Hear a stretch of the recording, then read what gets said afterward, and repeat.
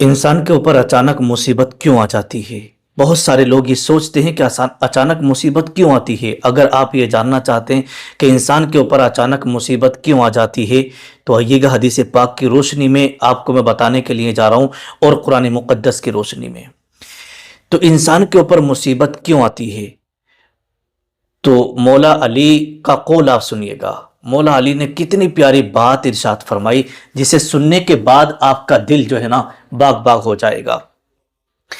دیکھیے گا، جب کسی انسان پر مصیبت آتی ہے تو وہ سوچتا ہے کہ مجھے یہ میرے گناہوں کی سزا مل رہی ہے، لیکن اللہ تبارک و تعالیٰ قرآن مقدس میں ارشاد فرماتا ہے ما اصابک من مصیبت فبما کسبت ایدیکم، کہ تمہارے اوپر جو مصیبت آتی ہے نا وہ تمہارے ہاتھوں کی سب کمائی ہوئی ہوتی ہے، وہ تمہارے ہاتھوں کی وجہ سے آتی ہے۔ مطلب یہ ہے کہ جو تم نے کیا دھرا ہوتا ہے نا تمہارے ہاتھوں نے، اسی کی وجہ سے تمہارے اوپر مصیبت آتی ہے۔ دوسری طرف رب ارشاد فرماتا ہے قرآن میں وَلَنَبْلُوَنَّكُمْ بِشَيْءٍ مِّنَ الْخَوْفِ وَالْجُوعِ وَنَقْصٍ مِّنَ الْأَمْوَالِ، کہ ہم تمہیں آزمائیں گے خوف کے ذریعے سے، بھوک کے ذریعے سے، اور یوں سمجھیے گا مالوں کے ذریعے سے۔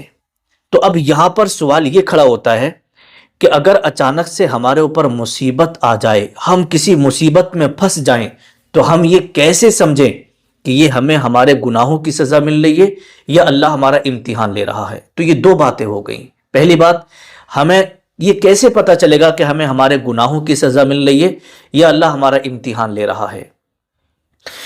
تو مولا علی کی بارگاہ میں لوگ حاضر ہوئے اور عرض کرنے لگے، حضور، ایک طرف اللہ نے فرمایا کہ جب انسان کے اوپر مصیبت آتی ہے تو سمجھو اسے اس کے گناہوں کی سزا مل رہی ہے، اور دوسری طرف اللہ ارشاد فرماتا ہے کہ اللہ تمہیں آزمائے گا بھوک سے، خوف سے اور مالوں کے ذریعے سے۔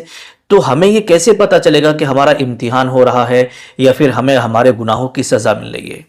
تو حضرت مولا کائنات کرم اللہ وجہہ الکریم نے بہت ہی پیاری بات ارشاد فرمائی۔ آپ نے ارشاد فرمایا کہ جب تمہارے اوپر اچانک سے کوئی مصیبت آ جائے، ٹھیک ہے، اور تم خدا کا راستہ چھوڑ دو اور گناہوں کے راستے پر چل پڑو، تو سمجھ جانا تمہیں تمہارے گناہوں کی سزا مل رہی ہے۔ ٹھیک ہے، پہلی بات۔ اور دوسری بات، حضرت مولا علی نے ارشاد فرمائی اچانک سے اگر تمہارے اوپر مصیبت آ جائے اور مصیبت میں تم اللہ کا شکر ادا کرتے رہو اور اللہ کے راستے پہ ہی رہو، اللہ کے راستے سے بھٹکو نہیں اور گناہوں کے راستے سے بچے رہو، تو پھر سمجھ جانا کہ اللہ پاک تمہارا امتحان لے رہا ہے جس میں آپ صبر کرتے چلے جا رہے ہو۔ تو اس لیے تو کہا ہے کہ جب تمہارے اوپر کوئی مصیبت آئے، کوئی پریشانی آئے، تو تم صبر کرو، صبر کرو، کیونکہ صبر کرنے سے یہ ہوتا ہے کہ ایک دن ایسا آتا ہے کہ جب امتحان ہمارا مکمل ہوتا ہے نا تو اللہ پاک کسی بڑے انعام سے نوازتا ہے، کوئی بڑی نعمت ہمیں دیتا ہے، لیکن لوگ سمجھتے نہیں۔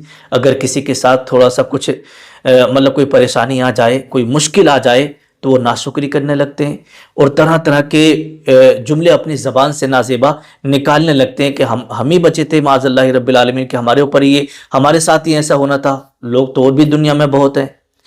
تو اس طرح کے کلمات نہیں بولنا ہے، ٹھیک ہے، صبر کرنا ہے تاکہ جو پریشانی، جو مشکل، جو مصیبت آپ کے اوپر آئی ہے وہ ٹل جائے، اور اللہ پاک اس کے بعد آپ کو ایسے انعام سے نوازے گا، اتنی بڑی نعمت سے نوازے گا کہ آپ نے سوچا بھی نہیں ہوگا۔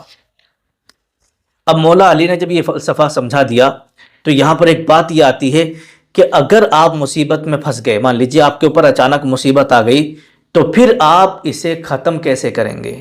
اس مصیبت سے، اس ٹینشن سے آپ دور کیسے ہوں گے؟ تو وہ بھی طریقہ آپ سمجھ لیں۔ تو دیکھیے گا، یہ مصیبت سے اور ٹینشن سے بچنے کے لیے حدیث پاک میں ایک فارمولہ دے دیا گیا ہے۔ اگر بندہ اس فارمولے کو اپنی زندگی میں آزما لے، اپنی زندگی میں اپنا لے، تو پھر وہ کامیاب ہے، وہ کامیاب ہے۔ اب وہ فارمولہ کیا ہے؟ اللہ کے رسول صلی اللہ تعالیٰ علیہ وسلم کی حدیث پاک ہے۔ آقا نے ارشاد فرمایا کہ حدیث میں آتا ہے کہ ایک شخص سرکار کی بارگاہ میں حاضر ہوا، عرض کرنے لگا، یا رسول اللہ صلی اللہ تعالیٰ علیہ وسلم، آپ مجھے کوئی جامع نصیحت فرمائیے، آپ مجھے کوئی نصیحت فرمائیے۔ تو اللہ کے نبی صلی اللہ تعالیٰ علیہ وسلم نے ارشاد فرمایا کہ اللہ تبارک و تعالیٰ کو اس کے فیصلے کے سلسلے میں اس کے اوپر الزام مت لگاؤ۔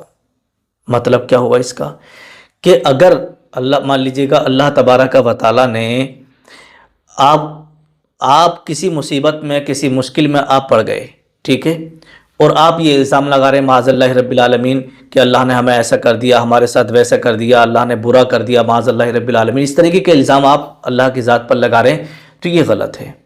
تو آقا نے ارشاد فرمایا میری ساری باتوں کی ایک بات سمجھ لینا، کبھی بھی اللہ تبارک و تعالیٰ کا جو فیصلہ ہو اس کے فیصلے کے سلسلے میں اس کے اوپر کوئی الزام مت لگانا، بس یہ ارشاد فرما دیا۔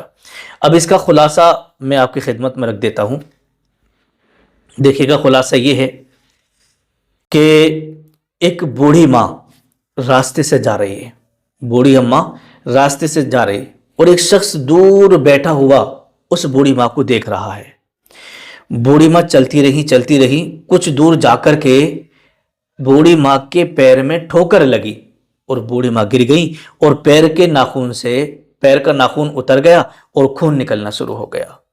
وہ جو شخص دور سے بیٹھا ہوا دیکھ رہا تھا وہ آیا اور آنے کے بعد میں کیا دیکھتا ہے کہ بوڑھی ماں کے پیر سے خون نکل رہا ہے، پورا ناخن نکل گیا ہے اور بوڑھی اماں جو ہے مسکرا رہی ہیں۔ تو وہ شخص کہنے لگا اماں جان کیا آپ کو درد نہیں ہو رہا اور آپ مسکرا رہی ہو، آپ کو تکلیف نہیں ہو رہی؟ تو بوڑھی ماں نے بڑا پیارا جواب دیا، کہنے لگی بیٹا یہ بتا کہ یہ جو میرے پیر سے نا خون نکلا ہے اور یہ جو خون نکل رہا ہے نا یہ میری مرضی سے نکلا ہے؟ بولے نہیں یہ اللہ کی مرضی سے نکلا ہے۔ تو بوڑھی ماں نے مسکرا کر کے جواب دیا بیٹا یہ جب میرے رب کی مرضی ہے تو میں اپنے رب کی مرضی میں ہی تو راضی ہوں، اس لیے تو مسکرا رہی ہوں کہ یہ میرے رب کی مرضی ہے نا۔ تو بہت سارے لوگ جب کسی کے ساتھ کوئی حادثہ پیش آتا ہے، کوئی مصیبت آ جاتی ہے، کوئی پریشانی آ جاتی ہے، کوئی بیماری لگ جاتی ہے، کوئی تکلیف آ جاتی ہے، تو وہ جو ہے الزام معاذ اللہ کے اوپر لگانا شروع کر دیتے ہیں کہ ہمارے ساتھ ایسا کر دیا، ہمارے ساتھ یہ ہو گیا، ہم ہی ملے تھے، اس طرح کی باتیں نازیبا کلمات لوگ بولنے لگتے ہیں۔ تو اگر کوئی شخص اس طرح کے کلمات بولتا ہے تو سمجھو وہ گیا، مطلب یہ ہے کہ اس کا جو ہے نا ایمان کمزور ہے۔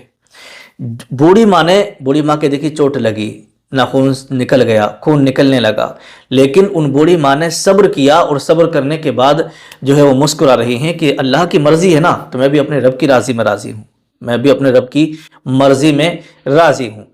تو اللہ پاک اگر یوں سمجھیے گا جس حال میں رکھے آپ کو اس حال میں اللہ کا شکر ادا کرو، ہر حال میں اللہ کا شکر ادا کرو۔